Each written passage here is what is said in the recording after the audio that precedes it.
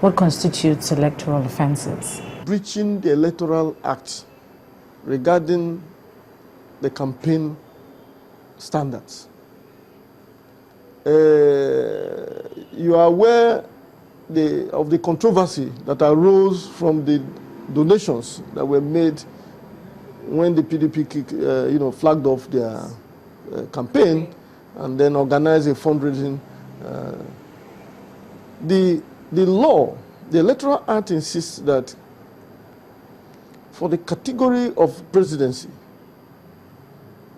a candidate shall not spend more than 1 billion naira. The issue is, how do you monitor that?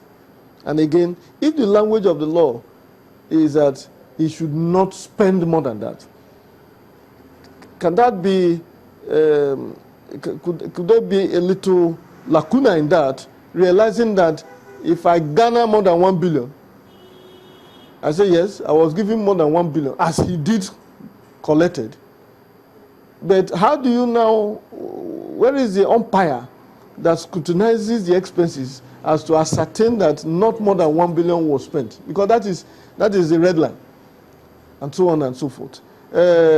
If you are going to, if you print illegally the voter's card, or you register more than once or twice, or you manipulate the processes, or indeed constitute serious security breach, these are all electoral offenses, and they are tied into specific sections of the Constitution, of the Electoral Act, and criminalized, because in some of those cases, the penalty is spelled out there, and that's the difference between an offense, a civil offense, and a criminal offense. Once the statute describes it as an offense, prescribes punishment thereof, it becomes a criminal offense. And if you, as a litigant, as a petitioner, alleges that aspect of the transgression, you need to prove it beyond every reasonable doubt, because it is a crime.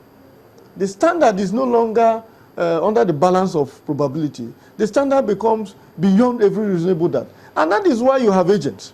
Because the question is, how do you do that? If you have party agents, if you have credible evidence linking those people to perhaps the defendant, and if you can establish, perhaps by way of many of them were actually not in full control of all the variables, and they will decide to make a confessional statement that this is how we came about this, you will be able to prove it. Yes, the standard is high, but they are provable. And this is where the expertise of the lawyers and the party faithfuls come in. With these campaigns going on, the NHRC has warned politicians against hate utterances. What do you consider as hate utterances? If the law prohibits hate campaign and you embark on that, that becomes illegal. The issue is, because they are all preoccupied, fixated with capturing political power, just for the sake of that power, many consider it a distraction to begin to chase those other aspects of the process. And what they do, largely, is to undermine the opponent and then take steps that will reduce the credibility of their opponents, drag them to disrepute, and consequently reduce their goodwill out there to be able to garner as much votes as they ordinarily would have. And that is why you can hear all sorts of accusations now. That leaves the issues and begins to attack on the personality, albeit wrongly, without proof or evidence, can be interpreted as an inappropriate campaign. Now, the contention over the certificate of the presidential candidate for APC, would you consider that as an illegal campaign or hate utterances? That could be categorized as a hate campaign. But unfortunately, for those who are perpetrating these hate campaigns, they unwittingly expose themselves as persons who doesn't have much to offer, and therefore preoccupy themselves with diversionary issues that otherwise does not deal with the core expectations of the people.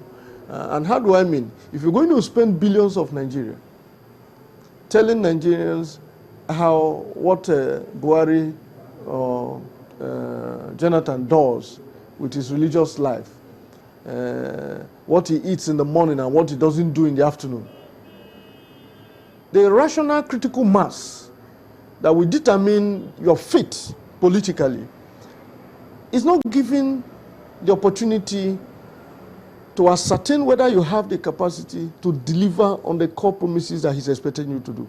Those billions of Nigeria expended in diagrams that show Buhari on 53 suitcases and Jonathan as an inept or whatever candidate does not answer the question of how you intend to turn around our refineries. How you intend to give us a brand new refineries in 18 months, as we are told is possible, just so that the importation of fuel subsidy, which gives rise to the fraudulent subsidy we'll talk about, becomes a thing of the past. You are not able to tell us that. You have conscripted the space that you have to be able to deal with the action plan, the roadmap to ending insecurity in the country. The fact that the certificate was not presented at the point of registration, point of acquiring the form at INEC, is a breach of the criteria that is supposed to be met by the presidential candidate. I'm sure you are referring to the aspect of the Electoral Act which enjoins aspirants or contestants to attach to their particulars, relevant certificates, an affidavit attesting to the fact that all that they submitted were correct and so on and so forth. Now, you cannot run away from the fact that it is a requirement. But the issue will be, in the event that you don't have it, are there windows of opportunity? Are there other ways by which you can explain what happened? And that is where this affidavit comes in, to say that yes, I am expected at the point of entry to do ABC and to show that indeed ABC exists.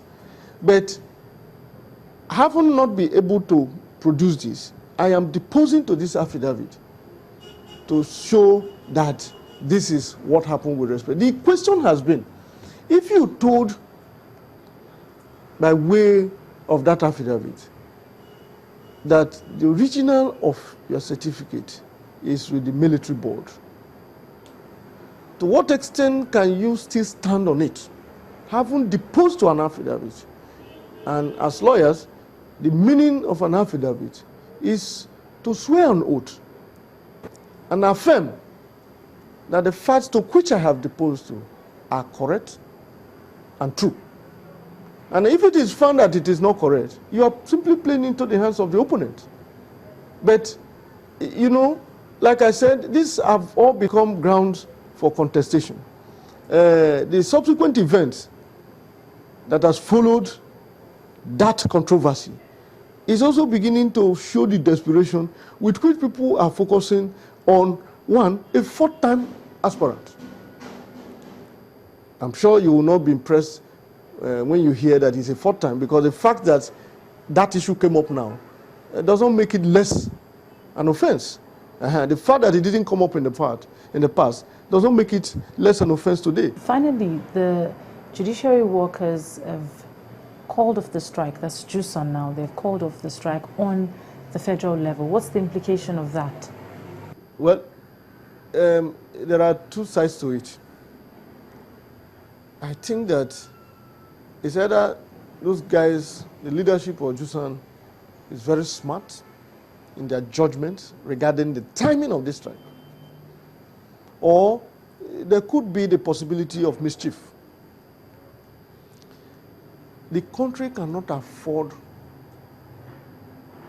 a closed down judiciary at this time. There will be, in short, even without litigations, even with judicial interventions to moderate the excesses of politicians by way of election disputations, there is palpable fear in the land. When did you see presidential candidates signing an accord?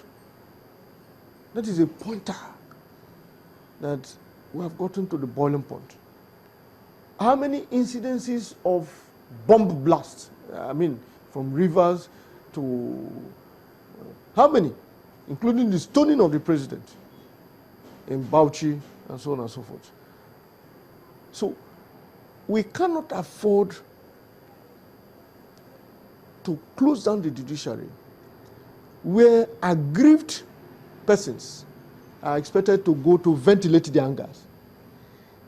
Any miscalculation that will prolong this strike into the main period will be very catastrophic.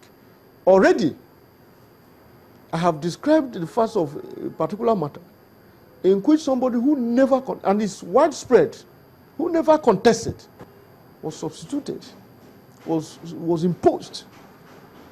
In Edo State, I was reading just papers, you could see the legion of politicians who left PDP to APC, ditto vice versa in other states.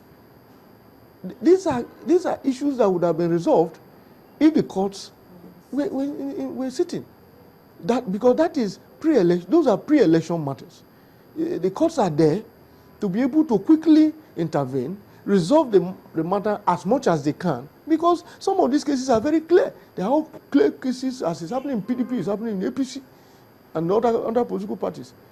Now, the good news, however, is that the fact that an election matter, and I have made that point previously, a pre-election matter gave rise to a cause of action. It will not cease to be a pre-election matter that vests jurisdiction on the Federal High Court, for instance, simply because the election has held.